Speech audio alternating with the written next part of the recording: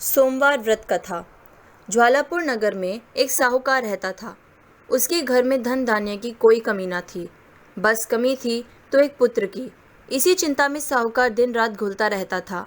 पुत्र प्राप्ति की कामना में वह प्रत्येक सोमवार को शंकर भगवान तथा माँ पार्वती जी का व्रत और पूजन किया करता था। संध्या होते ही शिव मंदिर में जाकर वह शंकर भगवान के सामने दीपक जलाया करता था।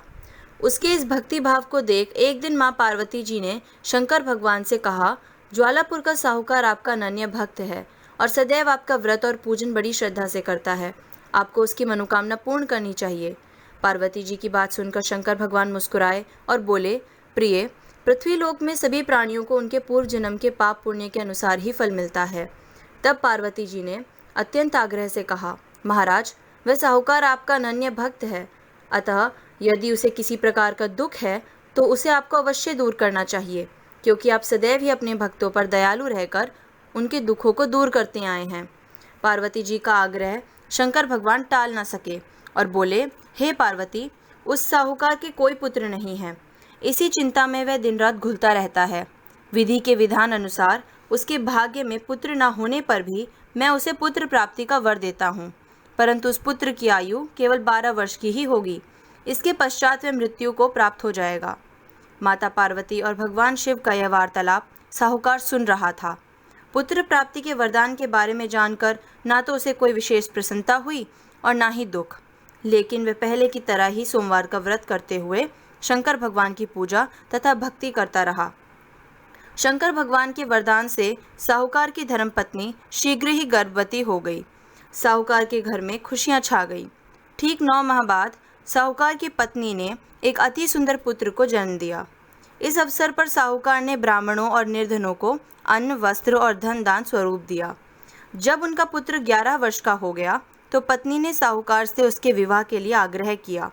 साहूकार ने उसके इस आग्रह को टालते हुए कहा, प्रिय, मैं अभी उसका विवाह नहीं करूँगा और उसे पढ़ने के लिए काशी भेजूँगा। साहूकार के इस निर्णय पर पत्नी को दुख तो बहुत हुआ, लेकिन उसने इसका कोई विरोध नहीं किया। तब साहूकार ने अपने साले को बुलाकर उसे बहुत सा धन देकर कहा, तुम अपने भांजे को पढ़ने के लिए काशी ले जाओ। रास्ते में जिस भी नगर में रुको वहाँ यज्ञ तथा ब्राह्मणों को भोजन कराकर आगे जाओ। मामा भांजा जल्दी ही काशी के लिए प्रस्थान कर गए। काशी की ओर यात्रा करते हुए वह दोनों प्रताप नगर पहुँचे। उस नगर के राजा की बेटी के विवाह के उपलक्ष्य नगर को बहुत अच्छी तरह सजाया हुआ था।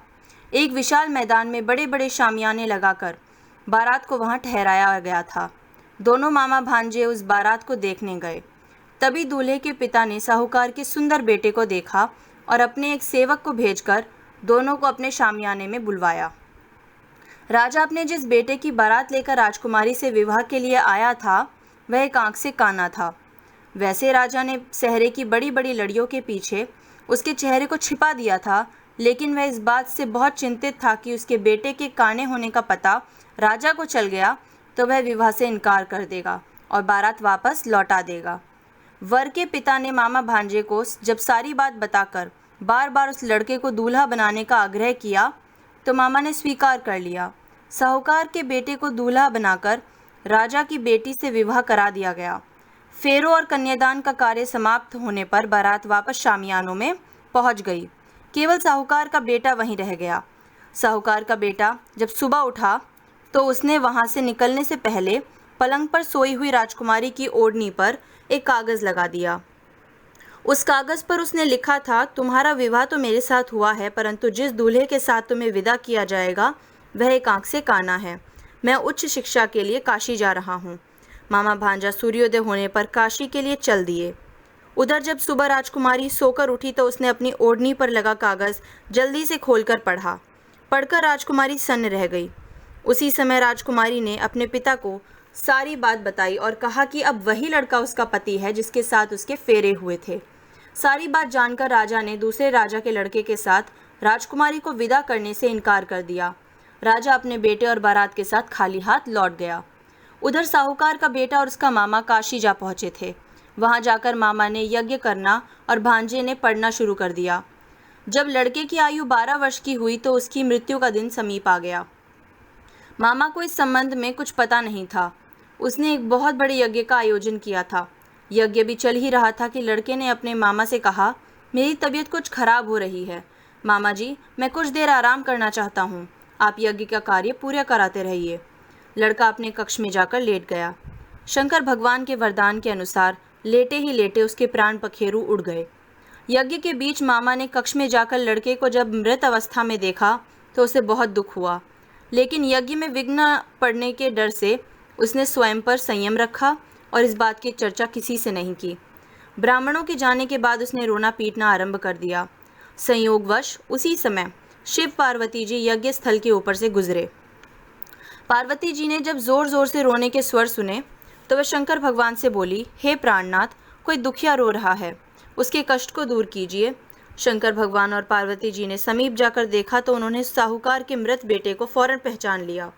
पार्वती जी ने कहने लगी, भगवान, यह तो ज्वालापुर के साहूकार का वही बेटा है जो आपके वरदान से पैदा हुआ था।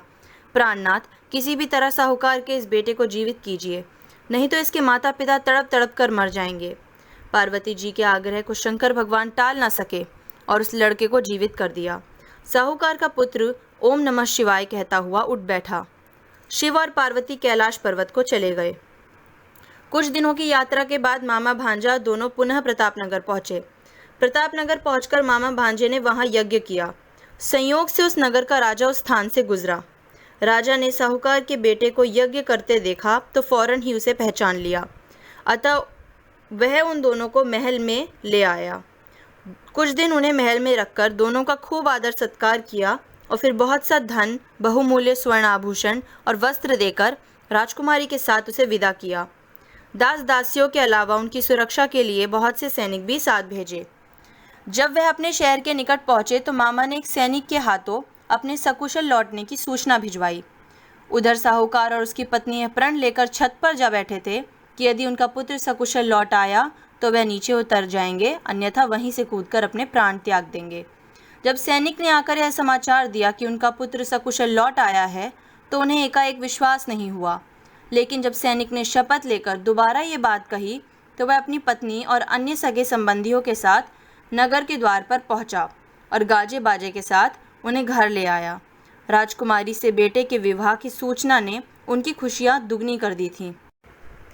जो प्राणी सोमवार का विधिवत व्रत करके शंकर भगवान व माँ पार्वती जी की पूजा करता है, उस पर नीलकंठ महादेव अनुकंपा करके उसका घर खुशियों से भर देते हैं, निसंतानों को पुत्र प्राप्ति का वरदान देते हैं और धन संपत्ति के भंडार भरते हैं, दीन दुखियों के दुख दूर करके उनकी मनोकामनाएं पूरी करते हैं। ओम नमः शिवाय।